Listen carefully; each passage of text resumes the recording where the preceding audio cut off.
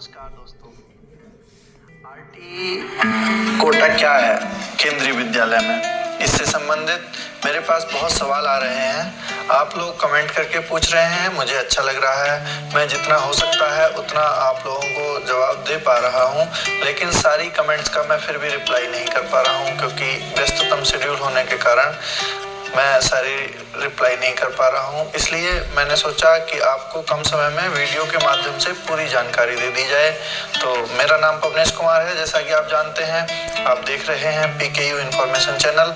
आज की ये वीडियो उन लोगों के लिए है जो RTE राइट टू एजुकेशन के तहत बच्चों का एडमिशन कराना चाहते हैं।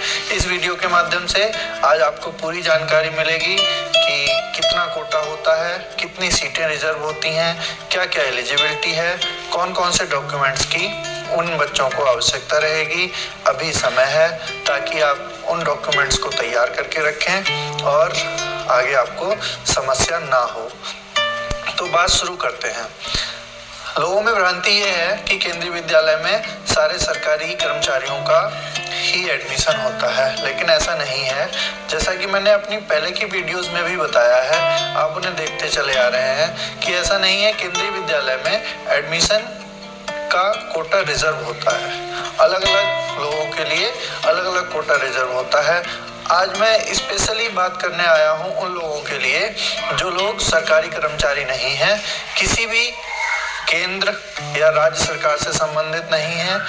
मैं आज उन लोगों की बात करूंगा, ना वो रिटायर्ड कर्मचारियों के बच्चे हैं, केवल सामान्य लोगों के बच्चों के बारे में आज मैं बात करूंगा कि उनका एडमिशन किस प्रकार हो सकता है। RTE कोटे के बारे में बात करूंगा कि वो ऐसा क्या करें कि उनका एडमिशन हो। साथ ही मैं बाल वाटिका में एडमिशन के संबंध में भी बात करूंगा। लोगों के प्रश्न ये आ रहे हैं कि मेरे स्कूल में बाल वाटिका है या नहीं है, मैं यहाँ रहता हूँ या रहती हूँ, यहाँ पर बाल वाटिका है या नहीं है। इन सारे प्रश्नों के जवाब इस वीडियो के माध्यम से आपको मिलेंगे। शुरू करते हैं। RTE एक स्पेशल कोटा होता है केंद्रीय विद्यालय में। RTE की full form right to education है, जो ये सरकार के द्वारा नीति लाई गई थी और इस नीति के अंतर्गत किसी भी केंद्रीय विद्यालय में एक निश्चित सीमा तक आपकी जितनी भी सीटें हैं, कुछ केंद्रीय विद्यालय बड़े होते हैं, कुछ छोटे होते हैं, लेकिन उसमें आप जब क्लासेस की सीट्स देखेंगे तो उन सीट्स में जितनी भी सीट्स हैं उनका 25% जितने भी सेक्शन हैं, आपको मैं बता दूं, अगर आपके यहाँ जो केंद्रीय विद्यालय है उसमें 40 सीटें हैं तो उसका 25% 10 सीट हो गई। अगर 80 सीटें हैं उसका 25%, अर्थात जितनी सीटें हैं उसका 25% RTE कोटा के लिए रिजर्व होता है।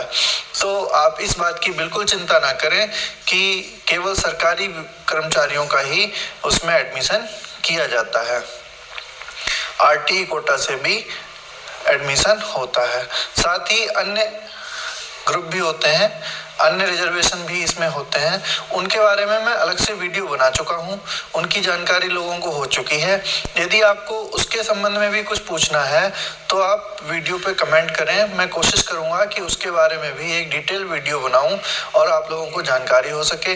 मेरा आप लोगों से साथ ही ये निवेदन है कि कृपया चैनल को सब्सक्राइब जरूर कर लें।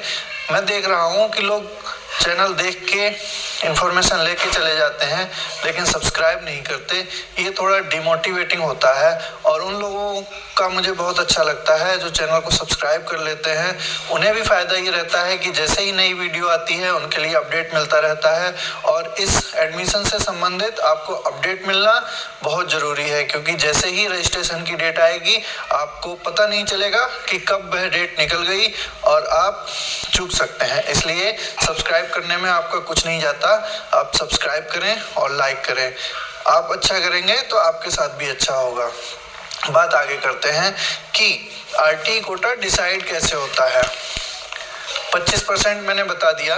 अब आपको RTE कोटा में एडमिशन लेने के लिए कौन कौन से डॉक्यूमेंट्स की आवश्यकता पड़ती है। आप कैसे डिसाइड करेंगे कि आरटीई कोटा में हमारे बच्चे का एडमिशन हो सकता है?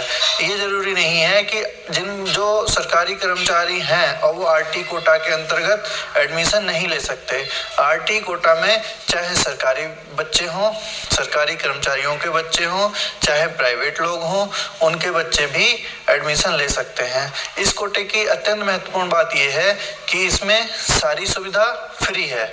इवन आपका ड्रेस, बस्ते का खर्च, किताबों का खर्च, इवन आप जिस माध्यम से, जिस ट्रांसपोर्ट के माध्यम से विद्यालय अपने बच्चे को भेजते हैं, वह खर्चा भी आप वापस पा सकते हैं।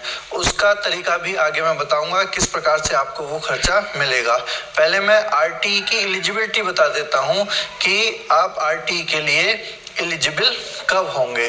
कौन कौन से निश्चित पैरामीटर्स हैं जो आपके लिए आरटीई के लिए लागू रहेंगे। सबसे पहले आप पेन निकाल लीजिए और डॉक्यूमेंट्स नोट कर लीजिए कि कौन कौन से डॉक्यूमेंट्स आपको आवश्यक हैं। सबसे पहले आप बच्चे का बर्थ सर्टिफिकेट बनवाकर तैयार कर लें। अगर अभी बना हुआ है तो उसे आप अपनी फाइल में लगा कर रखें, नहीं बना हुआ है तो आप तुरंत बनवा लें। नंबर 2, बच्चे का फोटो आप तैयार रखें। नंबर 3, आप निवास प्रमाण पत्र बच्चे का बनवा लें। अगर नहीं है तो निवास प्रमाण पत्र अवश्य रूप से बनवा लें। नंबर 4, कास्ट सर्टिफिकेट आप तैयार रखें। अगर आपको कास्ट से संबंधित किसी भी प्रकार की सुविधा लेनी है, कास्ट सर्टिफिकेट आप तैयार रखें। लो इनकम ग्रुप में अगर आप आते हैं तो लो इनकम सर्टिफिकेट आप तैयार रखें। मैं आगे ये भी बताऊंगा कि इस समय आपका सर्टिफिकेट चलेगा या आपके बच्चे का सर्टिफिकेट चलेगा। पहले मैं ये लिस्ट आपकी पूरी करवा दूं, फिर इसके बारे में बात करेंगे। दूसरा, आपके घर से आपके विद्यालय की दूरी का एक एफिडेविट बनता है, वह आप बनवाकर तैयार रखें। आपको केंद्रीय विद्यालय की साइट से या हमारे डिस्क्रिप्शन से लिंक मिल जाएगा, आपको वहां से उसका फॉर्मेट मिल जाएगा कि किस फॉर्मेट पे आपको केंद्रीय विद्यालय से दूरी का एफिडेविट बनवाना है। ब्लड ग्रुप सर्टिफिकेट, ये बहुत ही महत्वपूर्ण है। अधिकतर लोग यहाँ पर चूक जाते हैं कि बच्चे का ब्लड ग्रुप उन्हें पता नहीं होता और आगे दिक्कत आती है। आप ब्लड ग्रुप का सर्टिफिकेट किसी भी लैब से, किसी भी पैथोलॉजी लैब से बच्चे का ब्लड ग्रुप सर्टिफिकेट बनवा लें और पहले से अपने पास रेडी रखें, हार्ड कॉपी रेडी रखें कि जब भी जरूरत पड़ेगी, जब भी आप अप्लाई करेंगे तो आप तुरंत उसे अपलोड कर पाएंगे, उसे मार्क कर पाएंगे। साथ ही साथ मैं आपको बता दूं, जो लोग ज़्यादा टेक्नोलॉजी यूज नहीं करते हैं उनके लिए एक और कठिनाई होती है कि उनके पास मेल आईडी नहीं होता। आप अपना मेल आईडी तैयार रखें, मेल आईडी और पासवर्ड, क्योंकि वर्किंग मेल आईडी की आवश्यकता रहेगी। इसके साथ ही मोबाइल नंबर, आपको रजिस्ट्रेशन के समय ऐसा मोबाइल नंबर देना है कि वह मोबाइल आप लगातार चालू रखते हो। उस मोबाइल की इनकमिंग आउटगोइंग ऐसा नहीं है कि आप नई सिम ले लेंगे और अगली इनकमिंग बंद हो जाए। आपको वो मोबाइल चालू रखना है। मोबाइल नंबर, बच्चे का आधार कार्ड अगर है तो बहुत अच्छा, अगर नहीं है तो आप तुरंत बनवा लें, अभी समय है, अभी आप बनवा सकते हैं और मिल जाएगा। साथ ही अगर आप सरकारी कर्मचारी हैं तो अपना सेवा प्रमाण पत्र का प्रूफ रखें और आपके जो ट्रांसफ़र ऑर्डर्स आए हैं इससे पहले, उन ट्रांसफ़र ऑर्डर्स की जो ऑर्डर हैं उनको आप फाइल में रखें। अब मैं बताऊं, आरटीई कोटा के लिए स्कूल से आपके घर की दूरी 5 किलोमीटर रेडियस के अंदर होनी अत्यंत आवश्यक है यदि आप शहरी क्षेत्र में रहने वाले हैं। यदि आपका बच्चा और आप शहरी क्षेत्र में रहते हैं तो यह निवास की दूरी 5 किलोमीटर है। अब इसमें आपको चालाकी करने की आवश्यकता नहीं है, ये बिल्कुल सच्चाई के साथ आपको घोषित करना है। कुछ लोग इसमें गलती ये करते हैं, वह दूर भी रहते हैं और एडमिशन कराने के चक्कर में वो पास का रेंट एग्रीमेंट वहाँ पर लगा देते हैं जो कि मान्य नहीं होता। इसलिए आप अपना ऐसा प्रूफ तैयार रखें जो कि केंद्रीय विद्यालय में मान्य हो कि आपके घर की दूरी 5 किलोमीटर है यदि आप शहरी क्षेत्र में रहते हैं। अब यही बात आती है, यदि आप ग्रामीण क्षेत्र में रहते हैं तो यह दूरी बढ़ाकर 8 किलोमीटर कर दी गई है। आप अगर केंद्रीय विद्यालय से 8 किलोमीटर की रेडियस दूरी पर रहते हैं तब भी आप एलिजिबल हैं कि आप आरटीई कोटा के अंतर्गत ये एडमिशन ले सकते हैं। दूरी वाला क्राइटेरिया केवल और केवल आरटीई कोटा वालों के लिए ही मान्य है। ये अन्य लोगों के लिए दूरी वाला कोटा मान्य नहीं होता, इसकी आवश्यकता नहीं होती, तो अन्य लोगों को इसके बारे में चिंता करने की आवश्यकता नहीं है। तीसरी चीज बहुत इम्पोर्टेंट मैं बता दूं आपको कि आरटीई एलिजिबल तब होंगे जब आपकी इनकम, आपकी फैमिली इनकम 3.5 लाख रुपए से कम की होगी। आपकी फैमिली इनकम की बात हो रही है यहाँ पर। यदि आपकी पत्नी दोनों कमाते हैं तो दोनों लोगों की इनकम, अगर आप अकेले कमाते हैं तो आपकी अकेले की इनकम यदि 3.5 लाख रुपए से कम है तो आप आरटीई कोटे में एलिजिबल हैं। इसका आप लो इनकम ग्रुप वाला आप अपना आय प्रमाण पत्र बनवाकर तैयार रखें।